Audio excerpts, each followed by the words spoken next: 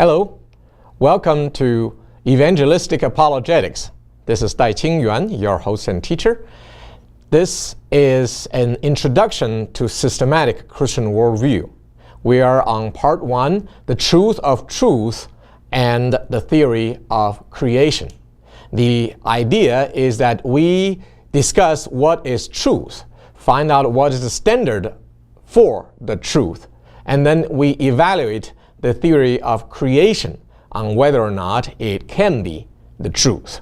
Now, we are on the third part of this, C, but the idea starts from here.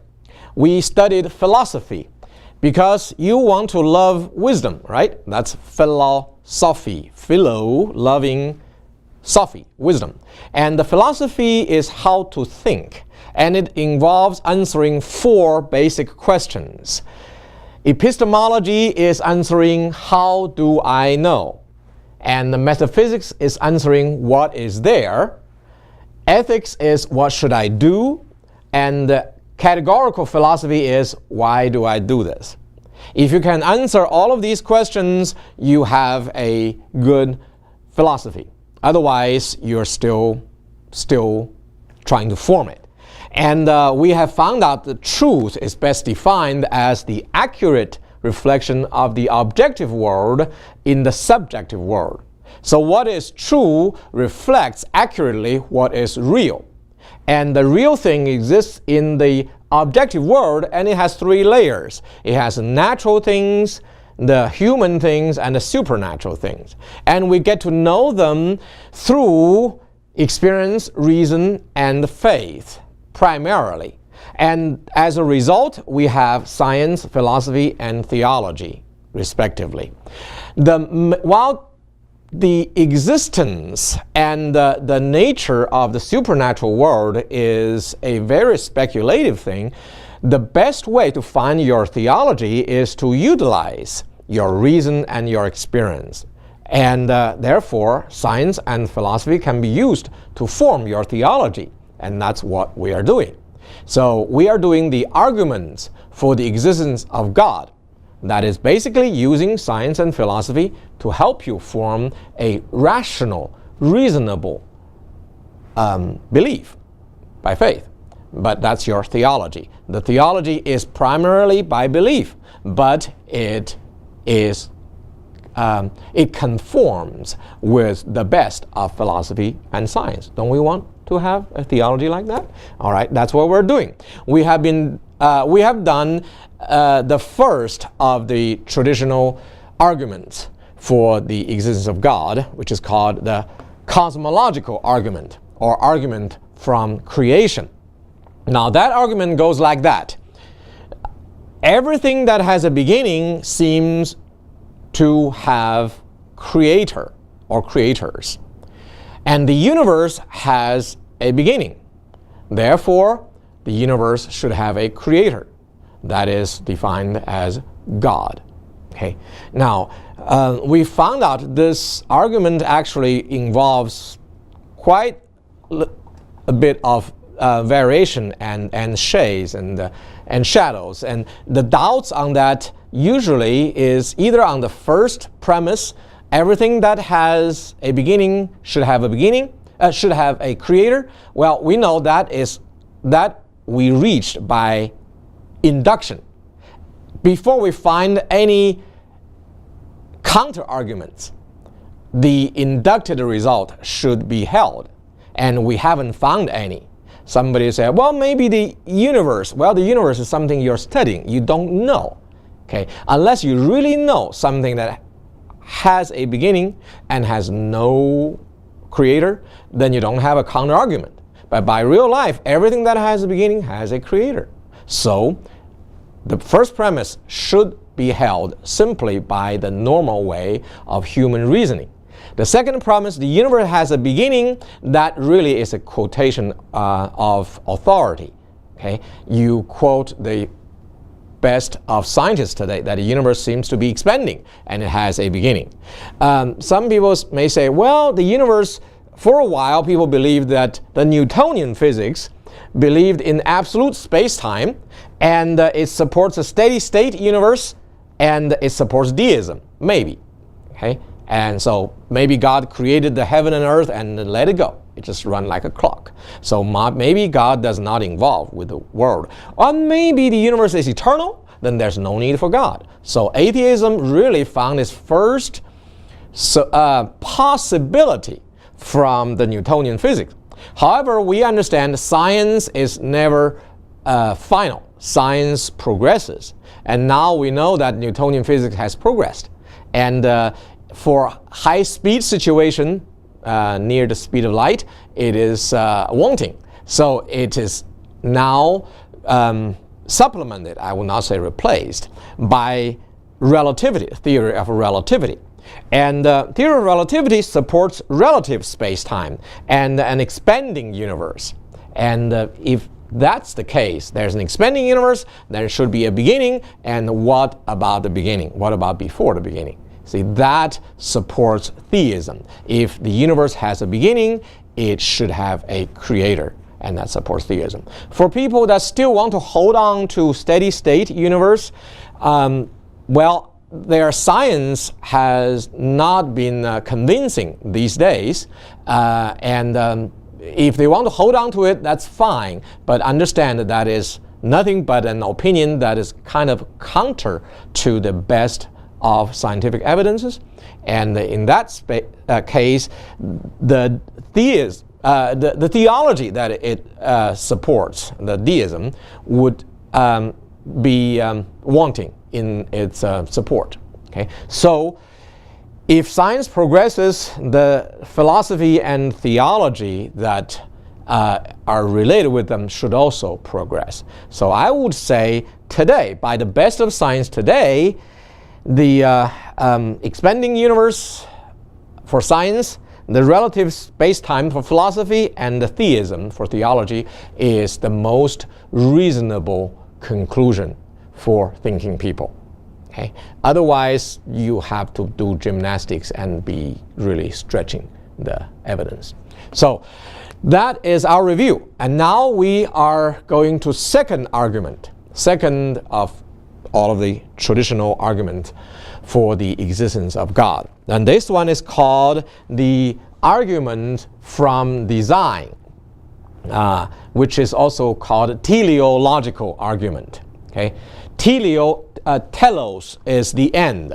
So that means there is an end, there is a purpose, there is a something to reach for. So argument from design means that the universe seems to have a design and there's a purpose for it. Okay? That's why it's called teleological argument. And the argument goes like this, also in the form of simple syllogism. The first premise said, everything with order seems to have a designer. Everything with order seems to have a designer. And the second premise says, the universe has order. And conclusion, the universe should have a designer, which is God. Okay? Simple three-step argument of syllogism. Now, how do we get to the first premise? Everything with order seems to have a designer. Well, like in the first argument, we do induction.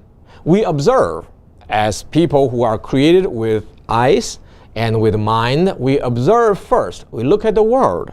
Just see anything that has order. Look at my tie. It has order. It has these dots. And these dots seem to have a pattern on it. Do you think they are spattered on there by cooking? I mean, by stir frying Chinese food? I don't think so. First of all, this is made in Italy. So, and it's beautiful. It's so well patterned, it is not random. And it is not likely that it came by itself. Right? And if you're wearing shirts that have stripes, and I find that most of your shirts, the stripes tend to be vertical today. Why? Well, because that lengthens your body, make you look slimmer. And do you think that is a purposefully designed thing? Because most people today are overweight, so we don't want to stretch our body, look wider. We want to look slimmer, you see. And you look at everything that has pattern and that has an order. You can always trade to a designer. You see, my tie has a designer. Your shirt has a designer. Okay? Your room arranged in a certain way has a designer. Okay? And then you go to nature where you're not sure, but from the things you are sure, you extend to the things that you're not sure. Okay? So you look into nature, you find things that has a pattern, and then naturally you should think, well, it might has a designer too. So that goes to the second premise. Okay, first premise is by induction. It has never found a sure counter-argument. So we should hold that until we find an argument, but we haven't. Okay, so the second step is universe has order. Well, that seems to be a given, right? What are scientists doing? Trying to find orders in the universe, all right? And what do the scientists do when they find the order? Well, they publish it, and they have laws of physics named after them. And after that, what do other people do? Well, the people in the technological world, they will utilize these laws, this order, and they will make things and cause to create things that didn't exist before. I mean, change the combination to make things that were useless become useful. So the technology when you make useless things useful, you create wealth. And then when you create wealth, and if somebody is good at doing one thing, somebody is good at doing another, what do? They trade. Somebody is good in making paper, somebody is good in making pencil, and when they trade, doing free trade, okay, not force. When they freely trade, everybody gets better. Everybody's wealth increases, everybody can do things they could never have done before. You see, that's how wealth is created, that's how the civilization progresses, and that's how the world moves forward. You see, and it all starts from observation of the world, then reasoning, then extracting laws and trying to verify it by experiment. Once you verify it, then you can utilize. Then they go to technological world, then they go to economic and business, and then everybody's life. You see, that's how the world runs. So the universe has order. That seems to be a given. And I have studied science for 15 years, for physics for 15 years, from undergraduate, and graduate studies, and then PhD, and all the ways. I'm amazed at the orderliness of the universe. And in the realm of physics, and all of this universe seems to have been governed by 4 kinds of forces. Okay? Gravity, electromagnetism, strong interaction, and weak interaction. And right now, the best of theoretical physics seems to be able to unite the latter 3 forces: electromagnetism, strong interaction in the nuclear, and weak interaction with neutrinos, etc. And what we are able to unite the latter 3. With gravity, not yet, but we're still studying it. It's possible that everything, all of the beings can be governed just by one kind of law. And how can the physical world has correspondence with mathematics? Have you ever thought about that? Where does mathematics start from? Numbers, shape, they all start from human mind, right? And how come our things that come from our mind correspond with things that's outside of our mind in the real world? Okay, how come they correspond? Wouldn't that lead us to think about there may be a creator and designer that created both? Like God, who gave his image to us, he used his mind to create the world. He gave his mind partially to us so that our mind can understand the world. That the mathematics generated from our mind has correspondence with the patterns in the physical world. That makes you think. That once there was a physicist, forgot his name, but he wrote a book titled something like the unreasonable correspondence between mathematics and physics. Because there's no reason that they have to, but they do. And why?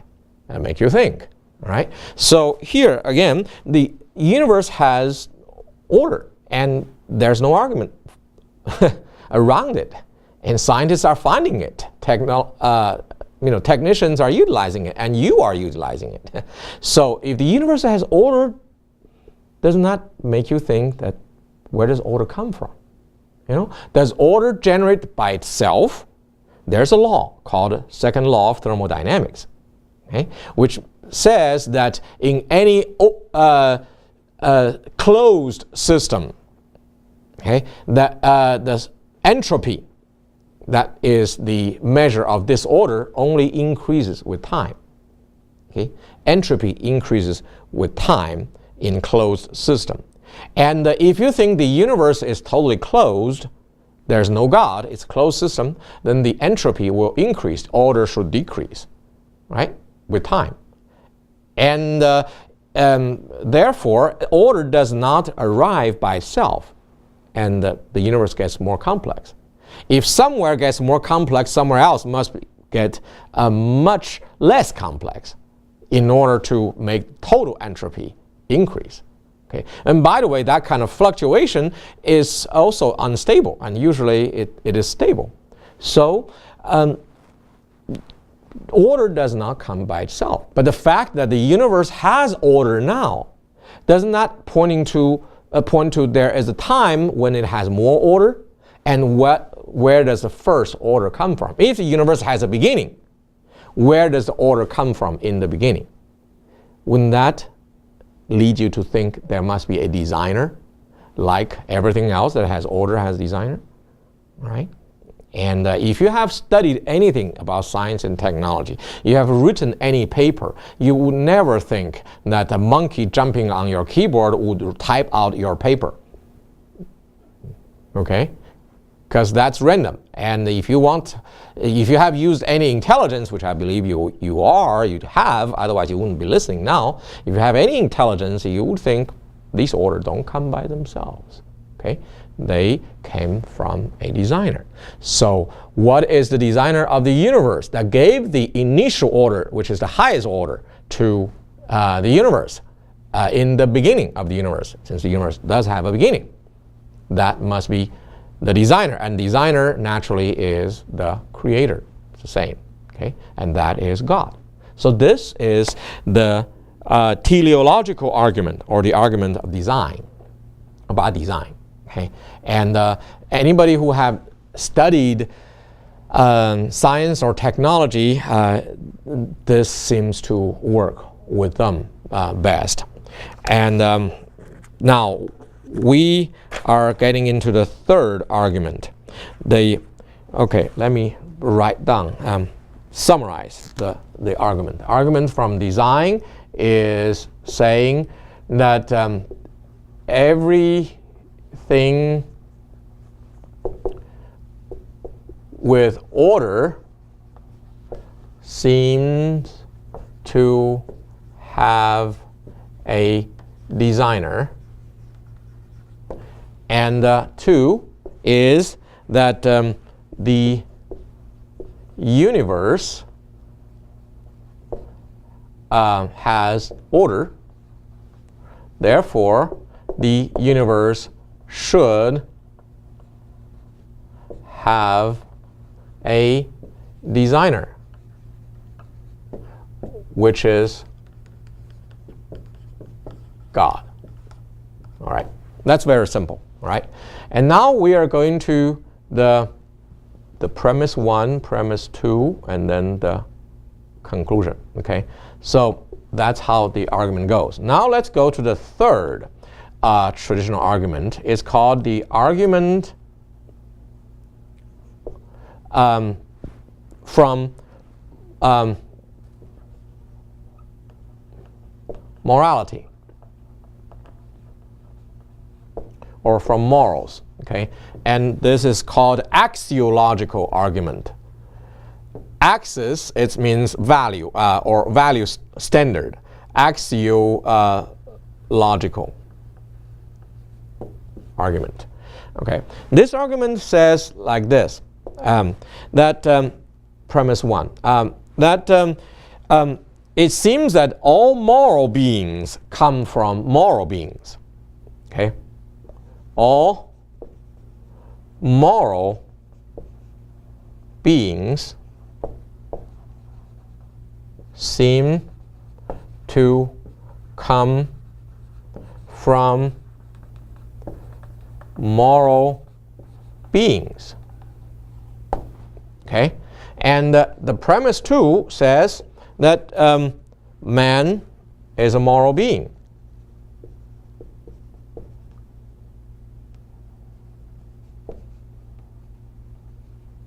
And well, therefore the conclusion says man should come from a moral being.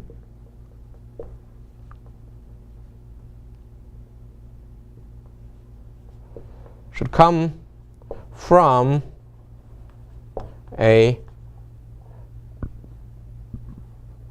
moral being, which is God.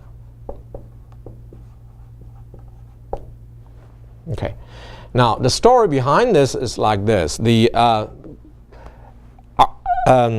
argument, the cosmological argument, which is also the argument from creation, and the teleological argument, the argument from design, they have been there for a long, long time. Okay, and from the early Christian apologists in the 2nd, 3rd century, they have started various forms.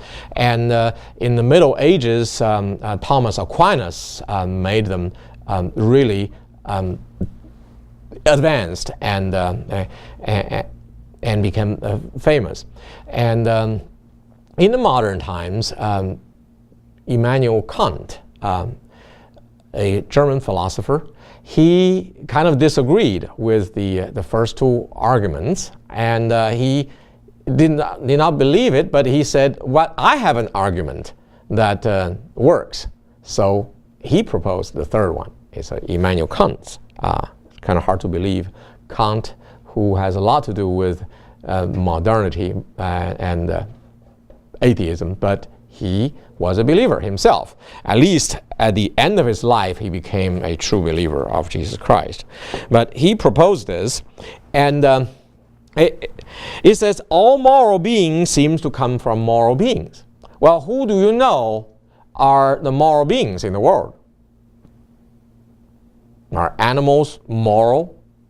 I don't think they know anything about good and evil. Somebody may say, "Oh, my dog is the most moral being, is the most faithful." Well, yes, he loves you, but the dogs do it by nature. He can't tell good and evil. Okay, and can bad man, evil man, have good dogs?